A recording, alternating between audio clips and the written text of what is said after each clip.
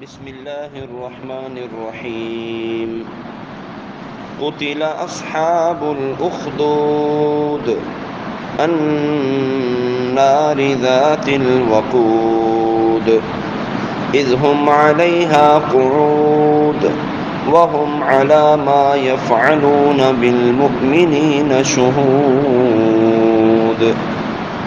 کھائی والوں پر لعنت ہو، بھڑکتی آگ والے، جب وہ اس کے کناروں پر بیٹھے ہوئے تھے اور وہ خود اس پر گواہ ہیں جو وہ مسلمانوں کے ساتھ کر رہے تھے۔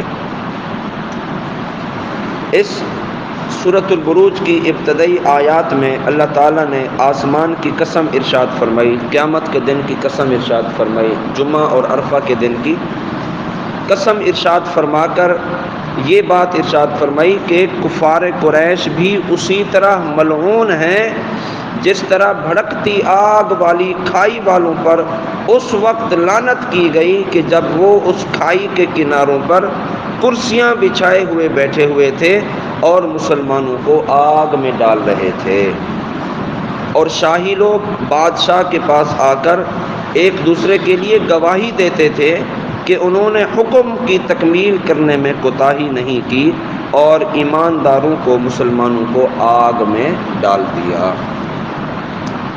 یہ کھائی والے کون لوگ ہیں اور ان لوگوں پر اللہ تعالیٰ نے قسم ارشاد فرما کر لعنت کیوں فرمائی ہے؟ اس کے بارے میں حضرت صہیب رومی رضی اللہ تعالیٰ عنہ سے روایت ہے، نبی کریم صلی اللہ علیہ وسلم نے ارشاد فرمایا، تم سے پہلے زمانے میں ایک بادشاہ تھا، اس کا ایک جادوگر تھا۔ جب وہ جادوگر بوڑھا ہو گیا تو اس نے بادشاہ سے کہا کہ اب میں بوڑھا ہو گیا ہوں، آپ میرے پاس ایک لڑکا بھیج دیں تاکہ میں اسے جادو سکھا دوں۔ بادشاہ نے اس کے پاس جادو سیکھنے کے لیے ایک لڑکا بھیج دیا۔ وہ لڑکا جس راستے سے گزر کر جادوگر کے پاس جاتا تھا اس راستے میں ایک راہب تھا، یعنی اس دور کے نبی کا پیروکار اور اس دور کا اللہ کا ولی۔ وہ راہب تھا اس راستے میں۔ وہ لڑکا روزانہ راہب کے پاس بیٹھ کر اس کی باتیں سننے لگا اور اس راہب کا کلام اس لڑکے کے دل میں اترتا جا رہا تھا۔ تو وہ لڑکا جادوگر کے پاس پہنچتا تو دیر سے پہنچنے پر جادوگر اسے مارتا کہ تم دیر سے کیوں پہنچتے ہو میرے پاس۔ اب لڑکے نے راہب سے اس کی شکایت کی تو راہب نے کہا، جب تمہیں جادوگر سے خوف ہو تو تم کہہ دینا کہ مجھے گھر والوں نے روک لیا تھا، اور جب گھر والے تم سے پوچھیں کہ تم دیر سے کیوں گھر پہنچتے ہو تو تم انہیں کہہ دینا کہ مجھے جادوگر نے روک لیا تھا، میرے بارے میں نہیں بتانا کہ میں ان کے پاس بیٹھتا ہوں۔ یہ سلسلہ جو ہی چلتا رہا، اسی دوران ایک بڑے درندے نے لوگوں کا راستہ بند کر دیا۔ لڑکے نے سوچا کہ آج میں آزماؤں گا کہ جادوگر افضل ہے یا راہب، یعنی اس دور کا جو اللہ کا ولی ہے وہ افضل ہے۔ چنانچہ اس نے ایک پتھر اٹھایا اور کہا، اے اللہ، اگر تجھے راہب کے کام جادوگر سے زیادہ پسند ہیں تو اس پتھر سے اس جانور کو ہلاک کر دے تاکہ لوگ راستے سے گزر سکیں۔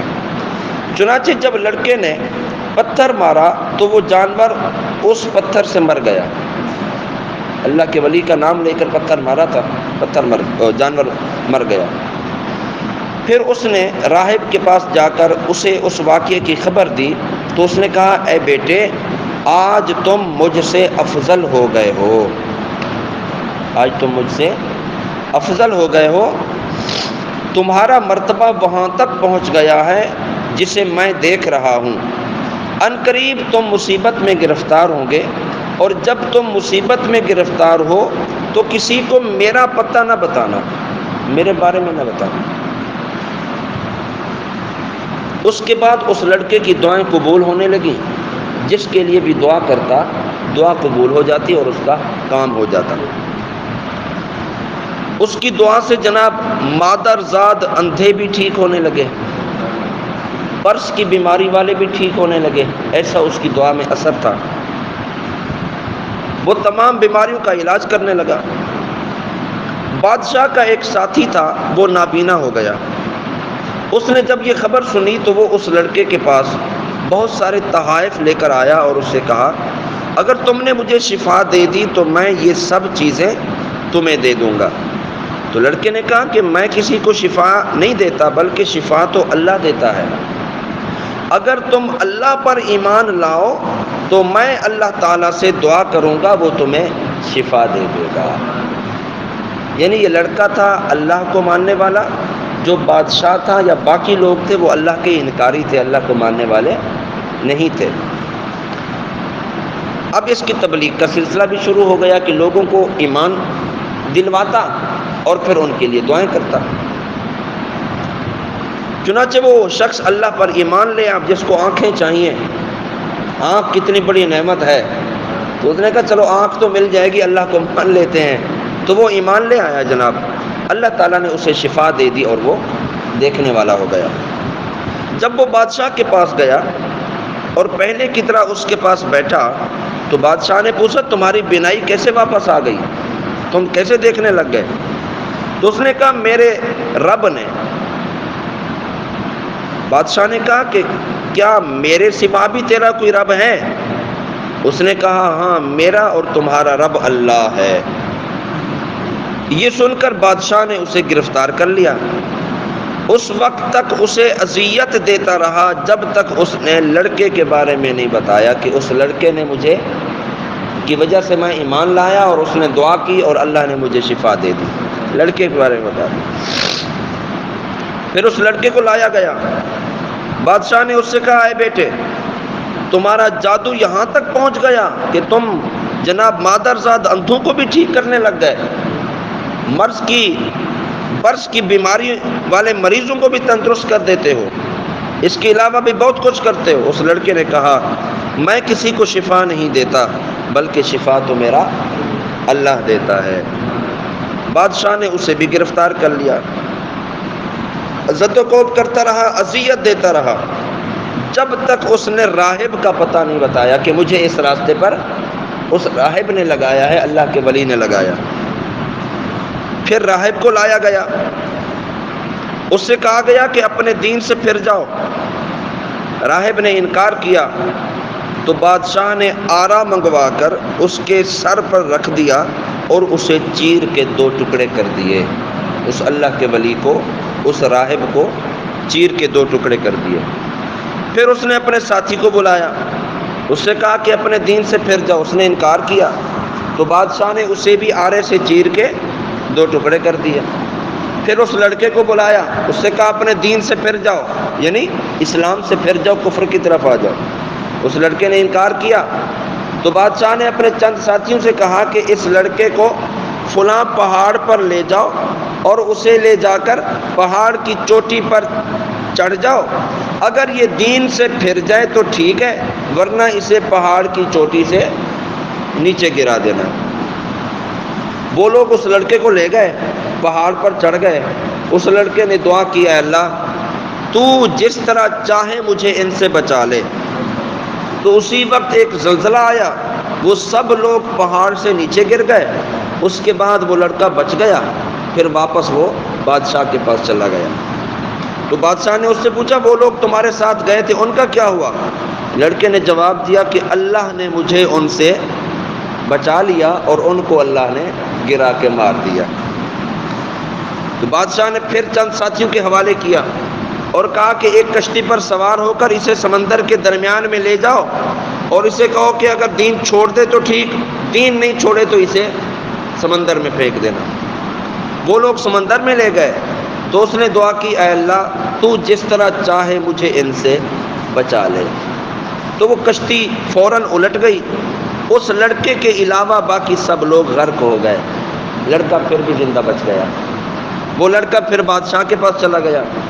بادشاہ نے پوچھا وہ لوگ تمہارے ساتھ گئے تھے، ان کا کیا ہوا؟ تو اس نے کہا اللہ تعالیٰ نے مجھے ان سے بچا لیا اور ان کو غرق کر دیا۔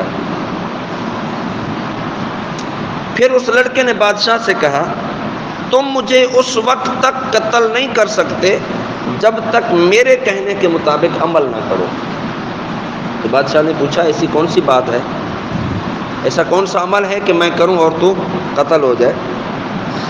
تو لڑکے نے کہا کہ تم ایک میدان میں سب لوگوں کو جمع کرو اور مجھے کھجور کے تنے پر سولی دے دو، پھر میرے ترکش سے ایک تیر نکال کر بسم اللہ رب الغلام کہہ کر مجھے وہ تیر مارو، اگر تم نے ایسا کیا تو وہ تیر مجھے لگے گا اور میں قتل ہو جاؤں گا۔